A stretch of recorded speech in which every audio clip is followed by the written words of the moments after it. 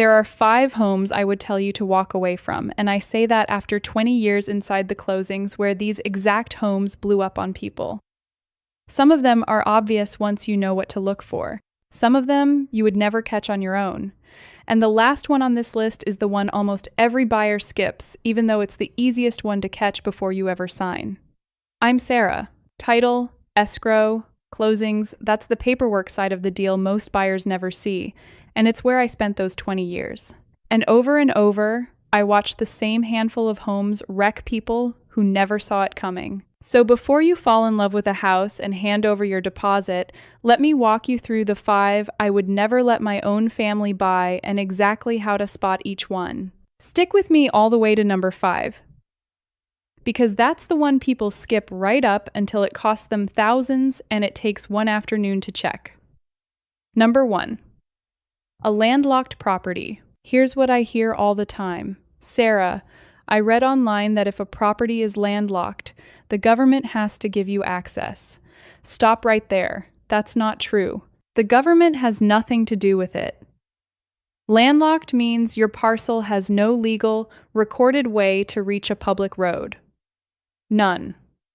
You are surrounded, on every side, by land that belongs to other people. And here's what most buyers don't realize: your neighbors are not required to let you cross their property just because you need to get home. Now, there is something called an easement by necessity, where a court can grant you access if your lot was once part of a bigger tract that got split in a way that cut it off. But hear me. Even when you have a real legal argument, you are often headed to court to prove it. That means attorneys, time, stress, and no guarantee you win. I watched a buyer close on what looked like the deal of the year beautiful lot, way under market. Then he found out the only way in crossed his neighbor's land, and the neighbor said no. That deal turned into a lawsuit. So before you ever make an offer, confirm the property has legal, recorded access to a public road. Pull the deed, pull the plat, or the survey. If you don't see clear road frontage or a recorded easement, walk away no matter how good the price is. There is no deal good enough to make up for a house you can't legally reach. Number 2, a home with serious foundation problems. And I know what you're thinking, every house has a few cracks. Sure, but there's a big difference between a hairline crack in the drywall and the ground underneath the house actually moving. Here's what gives it away. Stair-step cracks running through the brick or block outside. Doors and windows that stick or won't latch. Floors that slope or feel bouncy when you walk across them. And my personal favorite red flag, a fresh strip of paint right along the base of a wall, exactly where a crack would be.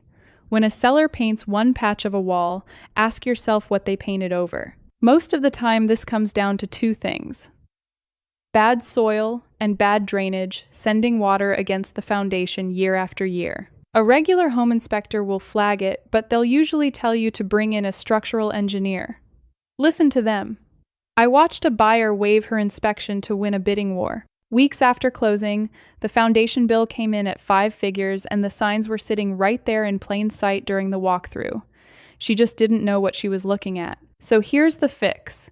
Never skip the inspection. And if you see those signs, the stair-step cracks, the sticking doors, the sloping floors, the suspicious fresh paint, pay for a structural engineer before you remove your contingencies. Walk the yard, too. And make sure the ground slopes away from the house, not toward it. You can live with a dated kitchen and update it later. A bad foundation you're stuck with, and it only gets more expensive the longer you wait. Real quick, this is what the whole channel is about.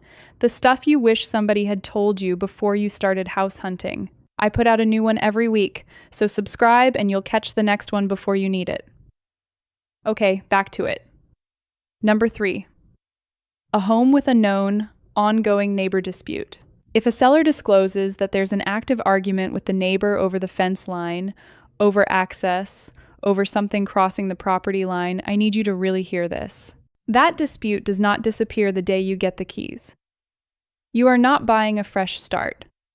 You are buying yourself right into the middle of it. People always tell me, we'll just be friendly, we'll work it out, and sometimes, honestly, you can. But when the fight is about where the actual property line sits, or who has the legal right to use what, being friendly doesn't settle it. A survey settles it. A court order settles it. And guess who's paying for that now? You are. I watched buyers take on a home with a little fence disagreement the seller waved off. That little disagreement was really about several feet of land the neighbor swore was his, and it dropped the new owners into a legal fight they never signed up for. So if a seller discloses any kind of neighbor dispute, treat it like the red flag it is. Find out exactly what it is, how long it's been going on, and whether there's already legal action attached to it. Get a current survey so you know where the lines really are. Then decide if you actually want to inherit somebody else's war. Usually, the answer is no. Number 4. A flood-prone home or one with a history of water showing up where it shouldn't? Here's the myth that gets people. It's not in a flood zone, so I'm fine. And then the second one, flood insurance is cheap, I'll just add it on. 2 problems. First, those FEMA flood maps are old, and they're being redrawn all over the country. Homes flood outside the mapped high-risk zones all the time. Second, and this one catches people every single time, your regular homeowner's insurance does not cover flooding. Not a drop. You need a separate flood policy, and those premiums have been climbing. And water that's been in a house before doesn't just dry up and disappear. It leaves mold behind the walls and damage under the floors, none of which shows up on a quick walkthrough. I've watched buyers fall head over heels for a house, go get their flood insurance quote, and have the number come back so high it blew up the budget they'd already committed to. By then, they were emotionally in and financially stuck. So do this in order. Check the FEMA flood map. Ask for the property's flood and claims history. There's a report called a clue report that shows past insurance claims. And if it's near water, ask for an elevation certificate. And most important, get a real flood insurance quote before you remove your contingencies, not after. On the inspection, watch for water stains, a musty smell, and ground that slopes toward the house. The signs are almost always there, people just don't know to look for them. And number 5, the one I told you almost everybody skips, a home in a failing, underfunded HOA. When you buy a condo, a townhouse, or a home in an HOA community, you are not just buying your own 4 walls. You're buying a share of everything that's shared: the roof, the siding, the roads, the pool, and all of it gets paid for out of the association's dues and its reserve fund. Now here's what most buyers never check. If that reserve fund is nearly empty, or the HOA is badly run, or it's tangled up in a lawsuit and then the roof needs replacing, or the parking lot needs redoing, where does that money come from? It comes from you.